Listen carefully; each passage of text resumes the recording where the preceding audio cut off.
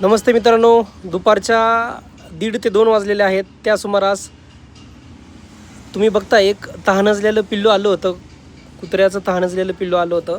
तर त्याला खूप तहान लागली होती. ते कंप्लीट 1:30 ते 2 मिनटं पाणी पित होतं. ते पाणी पाहून त्याला एवढा आनंद झाला की अगदी ते पिल्लू एक 5 मिनटं हे पाण्यामध्ये खेळतच राहिलं.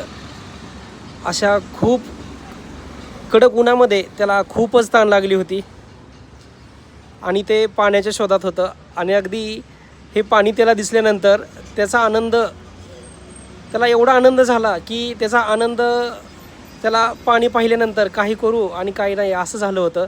तुम्ही ह्या व्हिडिओमध्ये बघताय मित्रांनो, असा कडक उन्हाळा आहे. तर आपल्या अवतीभोवती असे प्राणी, ज्या चिमण्या राहतील किंवा असे मुके प्राणी राहतील, तर त्यांना थोडंसं पाणी भरून ठेवा किंवा छतावरती किंवा घराच्या अवतीभोवती थोडेसे जुने जे काय असेल रांजण किंवा डेरा वगैरे छोटासा काय असेल तर त्याच्यामध्ये थोडंसं पाणी भरून ठेवा, जेणेकरून ह्या प्राण्यांना थोडासा पाण्याचा आधार होईल. धन्यवाद.